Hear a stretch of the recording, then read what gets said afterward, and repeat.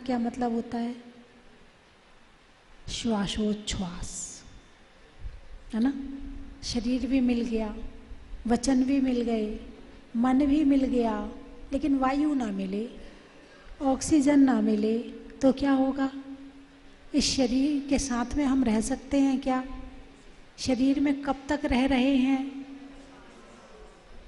शरीर का हार्ट भी बढ़िया है, शरीर में पेट की नसें भी बहुत अच्छी हैं, शरीर में किडनी भी बहुत अच्छी है, शरीर में हाथ पांव भी बहुत अच्छे हैं, आँखें भी एकदम तेज हैं, कान भी बहुत बढ़िया हैं, सब कुछ बहुत बढ़िया है। केवल हवा ना मिले सांस लेने के लिए तो क्या होगा? इस शरीर में रह पाओगे? नहीं रह पाओगे। यानी कि भोजन के बिना आप 40 दिन या उससे भी ज़्यादा रह सकते हैं, है ना। पानी के बिना भी कई दिन तक रह सकते हैं, लेकिन हवा के बिना कितनी देर रह सकते हो? कुछ सेकंड, मिनट भी नहीं, कुछ सेकंड के बाद में प्राण पखेरु उड़ जाएंगे। तो हम सांस लेते हैं, सांस हम लेते हैं वायु से। वायु क्या है? वो भी पुद्गल है। श्वासोच्छ्वास भी क्या है? पुद्गल है। तो ये क्या है? हम पर इसका उपकार है। श्वास केवल मनुष्य ही लेते हैं या और कोई भी लेता है? सबका मतलब तिरंच भी लेते हैं, देवता भी लेते हैं, नारकी भी लेते हैं, पेड़ भी लेते हैं, पक्षी भी लेते हैं। 10 प्राणों में एक प्राण श्वासोच्छ्वास भी है। प्राण जानते हो? प्राण जानते हो कि नहीं जानते हो? आपके अंदर प्राण है कि नहीं? लोग कहते ना, अरे हमारे प्राण निकल गए। कहते हो कि नहीं कहते? हमारे तो प्राण निकल गए। और कभी कभी कहते हमारे प्राण मत खा, ऐसे भी कहते हो, हमारे प्राण मत खा। ये प्राण है क्या? कितने होते हैं ये प्राण? आत्मा को प्राण कहा है या प्राण कुछ और भी होते हैं? अब आप मुझे देख रहे हो जोर से, माता जी आप ही बता दो। हैं? प्राण 10 होते हैं। कितने होते हैं? 10 होते हैं। 5 इंद्रिय, स्पर्शन, रसना, घ्राण, चक्षु, कर्ण। स्पर्शन, रसना, घ्राण, चक्षु और कर्ण। ठीक है, ये शरीर तो हो गया स्पर्शन। रसना इसके अंदर पड़ी हुई है, घ्राण जिससे तुम श्वास ले रहे हो, चक्षु जिससे देख रहे हो, और कर्ण जिससे सुन रहे। ये 5 प्राण हैं। ये क्या है? ये 5 प्राण हैं ये। इसके बाद 3 बल, मन बल सोचने के लिए, वचन बल बोलने के लिए, और काय बल। शरीर मिलना अलग बात हो गई, लेकिन काय के ऊपर अंदर बल मिलना अलग बात हो गई। ये 3 प्राण ये हो गए। 5 और 3 8। आयु, जब तक आयु है तब तक बैठे हो, आयु खत्म नमो सिद्धाड़म, है ना। और अंतिम है श्वासोच्छ्वास। इसमें भी एक प्राण क्या हो गया? श्वासोच्छ्वास। ये किसका उपकार है? पुद्गल का उपकार है। पर्याप्तियाँ 6 होती हैं: आहार, शरीर, इंद्रिय, भाषा, मन, और यहाँ भी फिर कह दिया श्वासोच्छ्वास। यानी बहुत जरूरी है श्वासोच्छ्वास। ये 10 प्राण हैं। तुम्हारे पास कितने प्राण हैं? 5 इंद्रिय पूरी हैं, 3 बल पूरे हैं, आयु भी है, और श्वासोच्छ्वास पूरे 10 प्राण हैं। पेड़ के पास में कितने प्राण हैं? कितने प्राण हैं? कौन सा वाला? श्वासोच्छ्वास। उसका शरीर नहीं है। जो पेड़ है ना, वही उसका शरीर है। जो पेड़ है वही उसका शरीर है। तो स्पर्शन इंद्रिय हो गई, ठीक है। एक श्वासोच्छ्वास आपने कह ही दिया है, तो 2 हो गई। अब जहाँ पर शरीर होगा, स्पर्शन होगा, वहाँ पर काय बल भी होगा, तो 3 हो गई। अब वो पेड़ कितने दिन जिएगा? तो तो आयु भी हो गई। तो एक जीव के कम से कम 4 प्राण होते हैं और अधिक से अधिक 10 प्राण होते हैं। कम से कम कितने? 4। फिर इसमें 2 इंद्री में बढ़ाते जाओ कि भाई 2 इंद्री में जैसे स्पर्शन रसना इंद्री आ गई, रसना आई तो वचन वाला आ गया, तो 5 प्राण हो गए। फिर 3 इंद्री आई तो उसमें फिर क्या हो गया? घ्राण आ गई, नाक आ गई, चीटी है, नाक और आ गई, तो सूंघ सूंघ के खाना पीना शुरू कर दिया। फिर एक और इंद्री बढ़ गई तो चक्षु, आंख आ गई, भौरा है, फूलों पे मंडराने लगा, आंख मिल गई तो पतंगा है, वो दीपक की लो में जाने लगा। फिर अगली इंद्री कौन सी है? कर्ण, कर्ण आ गई तो सुनने भी लगा, अब बाहर की आवाजें सुनाई पड़ने लगी। उसके बाद उस पंचेंद्री में मन और आ गया तो सारे प्राण हो गए, है ना। तो आपके पास कम से कम है कि ज्यादा से ज्यादा है? ज्यादा से ज्यादा है, मतलब आपको ज्यादा से ज्यादा मिला है। क्या बात है, बड़े पुण्यवान हो कि 10 होते हैं और 10 मिल गए। यदि आपके बच्चे को 100 में से 100 नंबर मिल जाए, अरे बोलिए ना, मेरिट में नहीं है, उससे भी ऊपर है कि नहीं है। अब वो 100 में से 100 नंबर लाएगा तो खुश होएगा नहीं होगा? आप खुश होगे नहीं होगे? होगे। और आपको 10 में से 10 मिले हैं पूरे, खुशी है। अब 100 में से 100 नंबर मिले हैं, अच्छी कंपनी में जॉब लग जाएगी, अच्छा पैकेज मिलेगा, अब वो कमाई करेगा, सही जगह उपयोग करेगा, है ना। आपको 10 में से 10 मिले, आप इसका क्या उपयोग कर रहे हो? अरे बोलिए ना, 10 में से 10 बहुत बड़ी बात है, लेकिन इसका उपयोग क्या कर रहे हो? मिलने को जो चीज सबसे अच्छी थी, सबसे क्वालिटी वाली थी, सबसे ज्यादा थी, वो मिल गई। अब कहीं ऐसा काम तो नहीं कर रहे कि आने वाले समय में ये कम हो जाए? ज्यादा तो हो नहीं सकती, कम और हो जाए। सोचने वाली बात है, आपको चिंतन के लिए विषय दे रही हूं। आज शाम को आप बैठकर, रात में, शाम को, जब भी आपको टाइम मिले, आंख बंद करके बैठ के चिंतन करना कि मुझे 10 में से 10 मिले हैं, अब ये 10 का उपयोग क्या कर रहा हूं। लोग तो अपने आप को बहुत दुखी रहते हैं, छोटा मानते हैं, ऐसा समझते कि मैं कुछ हूं ही नहीं हूं, ऐसा विचार करते हैं। और जिसके पास धन की कमी हो वो तो बेचारा बहुत दुखी रहता है, बहुत दुखी रहता है। क्यों रहता है? क्योंकि उसके पास में कुछ धन नहीं है। आपके पास में यदि धन नहीं है तो क्या आप गरीब हैं? अरे बोलिए ना, नहीं है। यदि आपके माँ बाप ने आपको धन नहीं दिया तो आप क्या कहते? मेरे माँ बाप ने मुझे, अरे बोलिए ना, क्या कहते हो? मेरे माँ बाप ने मुझे कुछ नहीं दिया। क्या वास्तव में, अब सोचो, क्या तुम्हारे माँ बाप ने तुम्हें कुछ नहीं दिया? जो दिया है ना, उससे बहुत कुछ कमा सकते हो, लेकिन ये तुम्हारी अयोग्यता है कि तुम कमा नहीं पाए और माँ बाप से शिकायत कर रहे हो। जितना माँ बाप ने कमाया था ना, तुम उससे ज्यादा कमा सकते थे, उससे और बड़ा कर सकते थे, लेकिन तुम्हारी अयोग्यता है। अपनी अयोग्यता को माँ बाप पर मत थोपो। बचपन में एक कहानी पढ़ी होगी आपने कि एक व्यक्ति रोज भीख मांगता था। एक दिन एक सेठ जी संगीत सुन रहे थे और वो बाहर भीख मांग रहा था चिल्ला चिल्ला के, तो और बहुत दुखी हो रहा था, मैं बहुत गरीब हूँ, मैं बहुत निर्धन हूँ, मेरे पास में कुछ नहीं है, मेरे पास में बिल्कुल कुछ नहीं है। सेठ जी ने संगीत रोका, उसे बुलाया, भाई क्या हुआ?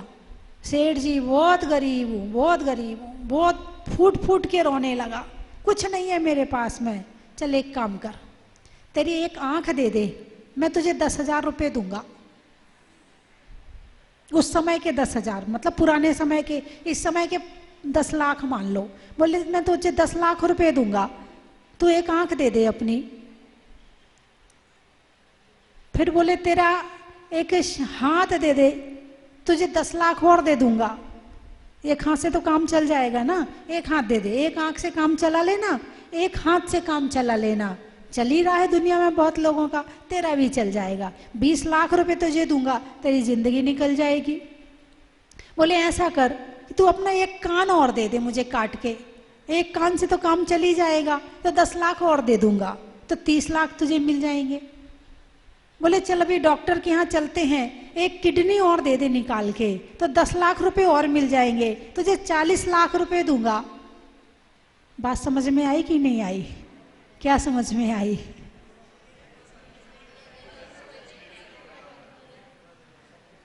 कितना मिला है तुम्हें, कितना मिला है। जो मिला है उसका धन्यवाद तो करते नहीं, जो नहीं मिला है उसकी शिकायत करते हो। और मैं तो ये मानती हूँ कि जो शिकायत करते हैं वो शिकायत वास्तव में नहीं होती है, उसकी अपनी अयोग्यता होती है। तुमने मुझे ये नहीं दिया, तुमने मेरे लिए ये नहीं किया, तुम मेरे लिए ऐसा नहीं करते हो। अपने अंदर क्वालिटी पैदा करो, लोग तुम्हारे लिए थाल लिए तैयार खड़े रहेंगे। यदि नहीं खड़े हैं तो कमी उनकी नहीं, कमी तुम्हारी है। शिकायत बहुत सुनती हूँ मैं, बहुत दिन से सुन रही हूँ कि यहाँ नहीं, हमेशा हर जगह शिकायत। लेकिन ये शिकायत करने वाले बड़े कमज़ोर लोग होते हैं, नहीं करने वाले होते हैं, अपने समय को व्यस्त करने वाले होते हैं। जितने समय को वो व्यर्थ कर रहे हैं ना, उतने समय को यदि वो अच्छे काम में लगाएं तो शिकायत का मौका ही खत्म हो जाए। शिकायत वो करता है जो कुछ कर नहीं पाता है, और जो कुछ करता है उसे शिकायत करने की फुर्सत नहीं मिलती है। क्या? उसे शिकायत करने की फुर्सत नहीं मिलती है। मत करो शिकायत। तुम्हें कम मिला है, ज़्यादा मिला है, थोड़ा मिला, क्या मिला है, कोई शिकायत नहीं। अपनी कमी मानो कि मेरी कमी है इसलिए नहीं मिला है, मेरे कर्म की कमी है, मेरे कार्य की कमी है, मेरे पुरुषार्थ की कमी है, मेरे दिमाग की कमी है, मेरी कमी है। शिकायत करने से कुछ नहीं होने वाला। लेकिन आज शिकायत की लिस्ट तैयार है सबके पास में। अरे बोलिए ना, हैं? उसको पूछ लिया, हमें नहीं पूछा। उसको ऐसा कर लिया, हमें नहीं किया। अरे उसको पूछा है तो उसकी कुछ क्वालिटी होगी, तुम्हें नहीं पूछा है कुछ कमजोरी होगी। उसमें बुरा क्या मानना है? कुछ करो तो तुम्हें भी मिल जाएगा। तो इतनी कीमती चीज, दुनिया की सबसे कीमती चीज है मनुष्य शरीर। क्या है? मनुष्य शरीर दुनिया में सबसे ज्यादा कीमती है। इतने वैज्ञानिकों ने मोबाइल बना दिया, टीवी बना दी, दुनिया भर की मशीनें बना दी, मगर एक मनुष्य का शरीर नहीं बना पाई। एक आंख नहीं बना पाए आज तक, एक हार्ट नहीं बना पाए आज तक, एक किडनी नहीं बना पाए आज तक। किडनी भी लगानी है तो दूसरे की निकाल के दूसरे को लगाते हैं। किडनी भी नहीं बना पाए, एक हड्डी का टुकड़ा भी नहीं बना पाए। यदि कुछ और लगा दे तो लोहे की रॉड लगा देते हैं, हड्डी नहीं बना पाए वो, कि चलो हड्डी निकाल के इसकी हड्डी खराब हो गई है तो दूसरी हड्डी बना कर दें। एक बूंद खून की नहीं बना पाए। तुम भोजन करते हो, खून बनता है नहीं बनता है? बनता है ना। कोई चाहे सूखी रोटी खाए, चाहे घी वाली खाए, चाहे जूस पिए, चाहे सिंपल पानी पिए, उसका भी खून बनता है। गरीबों का भी अंदर भी खून है, तुम्हारे अंदर भी है। यदि किसी को खून की जरूरत है, बोले रक्तदान शिविर लगाओ। भाई वैज्ञानिक बहुत आगे बढ़ गए ना, वो खून तो बना लें कम से कम। खून बनाया कैसे जाता? कोई मशीन नहीं बना पाए आज तक कि जिसमें दाल चावल रोटी सब्जी डालो और यहां से खून बन के निकल जाए। ये मशीन तुम्हारे पास में है। अरे बोलिए ना, कितनी महंगी मशीन है जिसे आज वैज्ञानिक नहीं बना पाए, और तुम कहते हो हम गरीब हैं। तुम कहते हो हम गरीब हैं। तुम्हारा हार्ट का ऑपरेशन नहीं हुआ, तुम्हारा हार्ट इतना बढ़िया है, इसका मतलब तुम अमीर हो ना। अमीर हुए कि नहीं हुए, इस शरीर से अमीर हैं, अब इससे और अमीर हो जाएं। दिल को बड़ा करें, दिल को उदार करें, दिल को धर्म में बनाएं। धर्म क्या करता है? इंसान को उदार बनाता है, इंसान को संतोषी बनाता है, इंसान को सुखी करता है, इंसान को क्षमा करना सिखाता है, इंसान को क्रोध रहित होना सिखाता है, इंसान के हृदय को मुलायम बनाता है, इंसान के मन को शांत बनाता है, सुखी करता है। धर्म का क्या काम है? जो है उसकी तरफ देखो, जो नहीं है उस तरफ मत देखो। तो धर्म करना शुरू कर दो तो जो मिला है ना उसका उपयोग हो जाएगा, जो मिला है उसका उपयोग हो जाएगा। क्या मिला है? 10 प्राण मिले हैं। क्या मिला है? 10 प्राण मिले हैं। इन 10 प्राणों का सही उपयोग तो करो। आज चश्मा लगाना पड़ रहा है, यदि अच्छा उपयोग किया तो आने वाले समय में चश्मा नहीं लगाना पड़ेगा और अच्छी आंख मिलेंगी। अभी जो मिला है उसका सही उपयोग कर लो तो आने वाले समय में उससे बढ़िया मिलेगा। मोक्ष जाने के लिए कौन सा सहनन चाहिए? वज्र, वृषभ, नाराज सहनन। वज्र की हड्डियां, वज्र की नसें, वज्र की सारी चीजें होती हैं। वज्र अग्नि जिसे जला नहीं सकती, पत्थर जिसे तोड़ नहीं सकता, कोई जिसे मिटा नहीं सकता, वो होती है वज्र की। जो मजबूत लोहे से, पत्थर से भी ज्यादा मजबूत हो उसे कहते हैं वज्र। और मोक्ष जाने के लिए चाहिए वज्र वाला सहनन। अभी कौन सा वाला है? यदि कोई वज्र सम नाराज संगनन वाला पत्थर पे गिर जाए तो क्या टूटेगा? और अभी तुम गिर जाओ तो? हनुमान जी को लेकर के उनके मामा अंजना सती के साथ में पहाड़ के ऊपर से विमान में जा रहे थे। उछलते हुए हनुमान नीचे गिर गए। अंजना सती बड़ी घबरा गई। मुश्किल से तो इतने दिनों के बाद सुख के दिन आए थे, मामा मिले थे, घर मिलने वाला था, जंगल छूटा था और ये नई मुसीबत आ गई। रोने लगी, बिलखने लगी। लेकिन नीचे जाके देखा तो हनुमान जी तो आराम से अंगूठा चूस रहे थे और जिस शिला पे गिरे थे वो शिला टूट गई थी। बात समझ में आई कि नहीं आई? जो मिला है यदि उसको सही जगह लगाया तो उससे बढ़िया, फिर उससे और सही जगह लगाया तो उससे बढ़िया, और ऐसे करते करते एक दिन वज्र सम नाराज संगनन मिलेगा और उस संगनन से जब तपस्या की जाएगी तो मोक्ष की प्राप्ति हो जाएगी। ये शरीर ही हमें मोक्ष जाने में साधन बनेगा। ये शरीर ही हमें धर्म करने में साधन बनेगा। इस शरीर का उपयोग, इस शरीर आत्मा जो है ना, शरीर का उपयोग करे, शरीर आत्मा का उपयोग ना करे। अभी क्या हो रहा है? आत्मा शरीर का उपयोग कर रही है कि शरीर आत्मा का उपयोग कर रहा है? ध्यान लगाना, इस पर चिंतन करना जो मैंने कहा है। यदि वास्तव में ये बात अंदर पहुंच गई ना, तुम्हारा धर्म यहीं से शुरू हो जाएगा। इस समय शरीर आत्मा का उपयोग कर रहा है। दिन भर ध्यान कहाँ रखा रहता है? हैं? शरीर पर रहता है ना, या तो खाने में, या सजने संवरने में, या पहनने ओढ़ने में, या बीमारी में रहेगा शरीर पे, या अपने शरीर पे, या अपने बच्चों के शरीर पे, या अपने परिवार वालों के शरीर पे रहेगा शरीर पे। और जिसका ध्यान करोगे, वो आपने एक उदाहरण सुना था ना कि एक सेठ जी मंदिर में बैठ के ध्यान कर रहे थे। तो वो सेठ जी जब ध्यान कर रहे थे तो गर्मी के दिन थे, बहुत प्यास लगी। उनने नियम ले लिया कि ये जो दीपक जल रहा है ना, जब तक ये दीपक जलेगा तब तक मैं सामायिक करूँगा। उनकी पत्नी आई, अरे दीपक बुझने वाला है, तेल डाल दिया। गर्मी के दिन थे, सेठ जी को प्यास लगी। फिर वो पत्नी आई, फिर तेल डाल के चली गई। फिर पत्नी आई, फिर तेल डाल के चली गई। दीपक बुझा नहीं और सेठ जी उठे नहीं। संकल्प। अब हुआ यूं कि उनको प्यास इतनी लगी, इतनी लगी, इतनी लगी प्यास कि उनके प्राण निकल गए। अब प्यास में पानी याद रहा, सामयिक तो नहीं छोड़ी, लेकिन दिमाग में क्या रहा? पानी। तो मरकर क्या बने? मेंढक। क्या बने? जिसको याद करोगे उसी में कीड़ा बनोगे।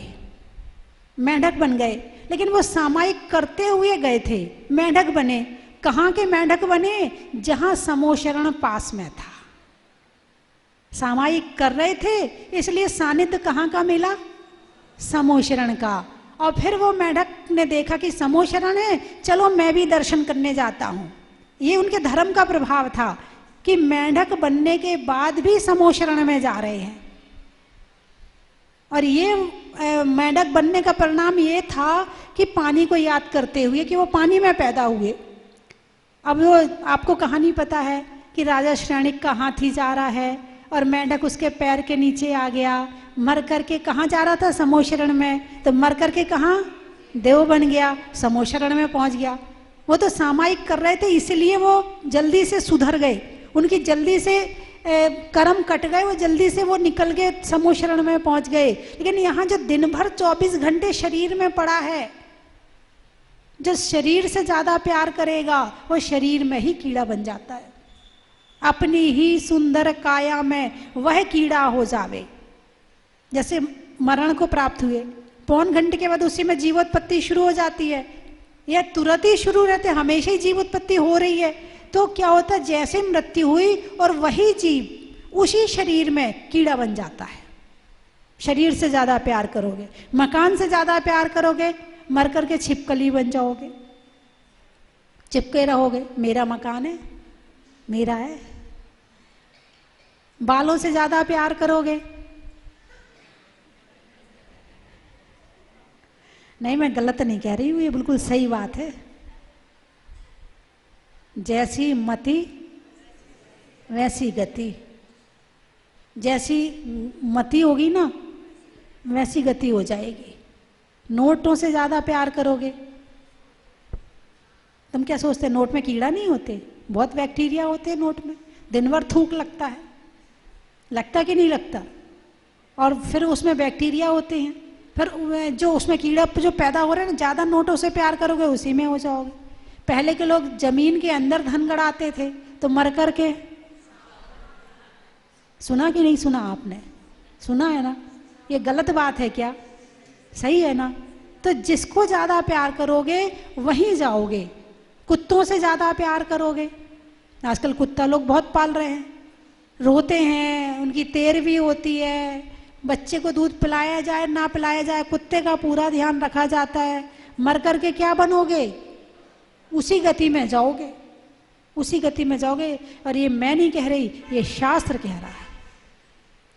इसलिए जहां जाना हो, जो बनना हो, उससे प्रेम करना शुरू कर दो, है ना? क्या बनना है? अब पूछ लूं ना? अरे बताइए ना, मतलब क्यों जी रहे हो? आपको यही नहीं पता क्या बनने के लिए जी रहे हो? क्यों जी रहे हो? किसके लिए जी रहे हो? बस जी रहे, जिंदगी है इसलिए जी रहे, बच्चों के लिए जी रहे हैं, मरे नहीं है इसलिए जी रहे हैं, मर जाते तो मर जाते, जी रहे हैं तो जी रहे हैं। नहीं, जीवन का लक्ष्य बनाओ। हमारा एक एक कदम लक्ष्य की तरफ होना चाहिए। लक्ष्य बनाकर जियोगे तो मंजिल पर पहुंचोगे, और लक्ष्य नहीं है जीवन में तो किसी भी गाड़ी में बैठ जाओ, कहीं भी पहुंच जाओगे। तो 10 प्राण क्या मिले हैं आपको? अरे बोलिए ना जोर से। नहीं कम होंगे तो मैं, अच्छा किसी की आंखें खराब हो जाएं दोनों तो कितने हो गए? 9 हो गए, है ना? किसी के कान खराब हो जाए तो कितने बचे? 8 बचे। किसी की नाक खराब हो जाए तो 7 बचे। मशीन तो मिली है मगर खराब है, माने जाएंगे 10 ही। अभी हमारे कर्म का उदय है, चक्षु दर्शनावरण कर्म का उदय कि चक्षु खराब हो गए, इसीलिए माने तो पूरे 10 ही जाएंगे। ये नहीं कहेंगे कि आप 9 इंद्रिय हो गए या 7 इंद्रिय हो गए, ऐसा नहीं बोला। 5-4 इंद्रिय हो, ऐसा नहीं बोला जाएगा। कितने प्राण हैं आपके? 10 तो माने जाएंगे। ये आपका पुण्य कम है कि आपके खराब हो गए, है ना। इसलिए आप कौन से संगी है, 10 प्राण वाले हैं। तो पुद्गल का उपकार है प्राणापाना, श्वासोच्छ्वास। और आज इस हवा के बल पे तो पूरा शरीर चल रहा है। अंदर जो ब्लड घूम रहा है, घूमता नहीं घूमता, आपको पता है? हार्ट में पंपिंग होती है, फिर वहाँ से नीचे जाता है, फिर सारे में घूमता, फिर शुद्ध होता है। कितनी अच्छी मशीन लगी है आपके इस अंदर। यदि खरीदने जाओ ना तो लाखों रुपए लग जाए तो भी ना मिले, है ना। तो हवा के बल पे ये पूरे शरीर में क्या घूम रहा है? ब्लड घूम रहा है। सारा शरीर ही हवा से चल रहा है। और आज हवा से तो सारी गाड़ियां चल रही हैं। टायर में हवा भरी होती है, कितना वजन ढो लेता है। ट्रक जो है वजन ढो लेता है, क्योंकि टायर में हवा भरी होती है। अभी उसकी हवा निकाल दो, 1 कदम नहीं चल पाएगा। इसका मतलब ये हवा पे सारी दुनिया चल रही है। हवा है तो दुनिया है, और हवा नहीं तो कुछ नहीं। तो प्राणापाना, बात चल रही है प्राणापाना, श्वासोच्छ्वास की, कि जो पुद्गल द्रव्य का एक और उपकार हमारे ऊपर है वो है श्वासोच्छ्वास। इसके बल पर जीव जीता है। हालांकि यदि हमारे पास शरीर ना हो, हमारे पास आँख कान नाक ना हो, हमारे पास मन वचन बल ना हो, शरीर भी ना हो, तो क्या हम जी सकते हैं? अरे बोलिए ना। हमारे पास शरीर नहीं है, आँख नाक कान भी नहीं है, स्पर्शन इंद्री भी नहीं है, तो क्या हम जी सकते हैं? अरे जोर से बोलिए ना। अच्छा, तो सिद्ध भगवान के पास ना तो शरीर है, ना आँख है, ना कान है, ना कुछ भी नहीं उनके पास में, तो वो जी रहे कि नहीं जी रहे? अरे बोलिए ना। तो सिद्ध भगवान नहीं जी रहे। हम इन सब के बिना जी सकते हैं, क्योंकि हम जीव हैं। और जीव किसे कहते हैं? जो जीता था, जीता है और जिएगा, उसे जीव कहते हैं। कल बताऊंगी, चलो इस पे चर्चा कल करेंगे, अभी समय हो गया है। बात समझ में आई कि नहीं आई? हम इनके बिना भी जी सकते। धर्म क्या करता है? धर्म का काम क्या है? धर्म का काम यही है कि इन सब से दूर करना और शुद्ध जीव को प्रकट करना। किसको? अभी मिक्स है पुद्गल और जीव, अभी मिक्स है। और जब धर्म करेंगे, तपस्या करेंगे, कर्म कट जाएंगे, तो शरीर छूट जाएगा और हम शुद्ध जीव हो जाएंगे। जैसे दूध में घी है कि नहीं है? है ना। फिर कैसे निकालते? उसका दही जमाते हैं, मक्खन बिलोते हैं, फिर उसे मक्खन को आग में तपाते हैं, फिर वो घी बन गया। अब घी दूध बनेगा क्या? नहीं बनेगा। तो क्या घी दूध के बिना जी सकता है कि नहीं? घी दूध के बिना रह सकता है कि नहीं? बस वही शुद्ध जीव है। ऐसे शरीर में से जितना छाछ, जितना जो कुछ था वो निकाल दिया और शुद्ध जीव रह गया, वो मोक्ष में चले गए। इसका मतलब आप सिद्ध भगवान को जानते ही नहीं हो, इसलिए उन्हें याद नहीं करते हो, इसलिए उनसे प्रेम नहीं है। कल बताऊंगी आपको सिद्ध भगवान क्या होते हैं, ठीक है। मैं 3 चीजें बोलूंगी, आपको कहना बड़ा ही महत्व है। मुनियों में वृद्ध का, मनुष्यों में वृद्ध का,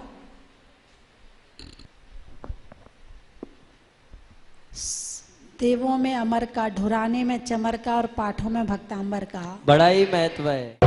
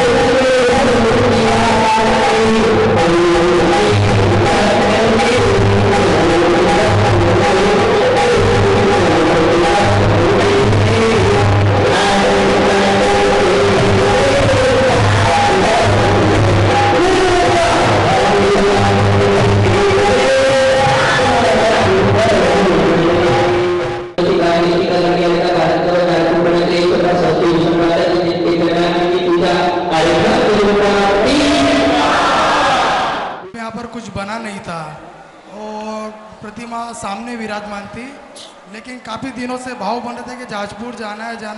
एक अनावश्यक घर से निकले कुछ कार्यक्रम के लिए और फिर टूर बना के जाजपुर जाना है, और जाजपुर आके हमें यहाँ काफ़ी अच्छा लगा। और यहाँ का जो बनावट है बहुत काफ़ी सुंदर है, और ऐसा मन होता है कि अब यहाँ पर रुक ही जाए, लेकिन क्या करो, घर तो जाना पड़ेगा। लेकिन भगवान से ये भावना पाएंगे कि साल भर में 2 या 3 बार हम आते रहे, यहाँ पर दर्शन करते रहे। और जो मुनीश्वरनाथ भगवान की जो प्रतिमा है अलौकिक है, साक्षात भगवान विराजमान ऐसे लगते हैं, बहुत ही सुंदर प्रतिमा है।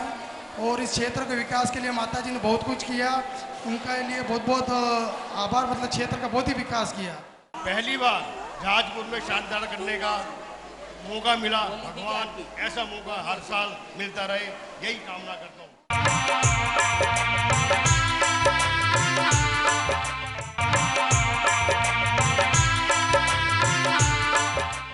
चन की थाल को सजाओ रे आज, रत्नों की थाल को भर लाओ रे आज। आओ आओ करे रे गुणगान आरती भगवन की, आओ आओ करे गुणगान आरती भगवन की। आओ आओ करे रे गुणगान आरती भगवन की।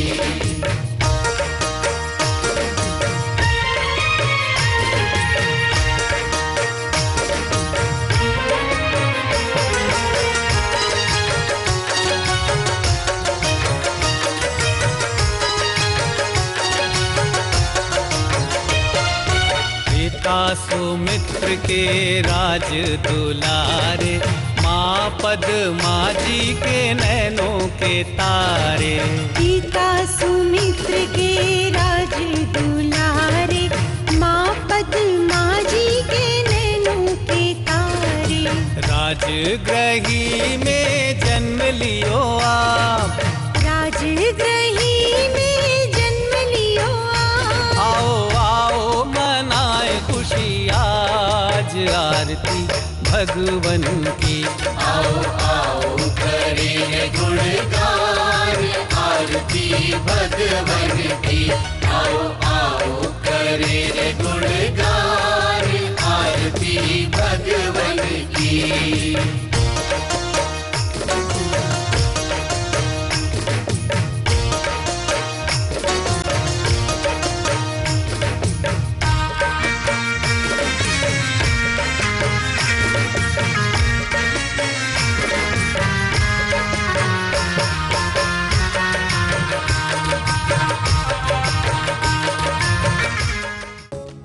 परम विदुषी लेखिका गणिनी आरिका रत्न श्री 105 स्वस्ति भूषण माता जी, जिन्होंने मात्र 20 वर्ष में 100 से भी अधिक किताबें लिखकर जैन समाज को अनूठा योगदान दिया है। बड़े बड़े विधान जैसे कल्पद्रुम महामंडल विधान, सिद्ध चक्र महामंडल विधान, इंद्रध्वज महामंडल विधान एवं विशेष जिनपद, पूजांजलि आदि महत्वपूर्ण साहित्य बहुत ही सरल व सुबोध शैली में लिखे हैं, जिसमें गद्य एवं पद्य साहित्य भी समाहित है। इन महान साहित्यों को पढ़कर आप भी अपने ज्ञान का विकास कर सकते हैं। साहित्य प्राप्त करने हेतु आज ही संपर्क करें। संपर्क सूत्र 7906062500, 9868345768।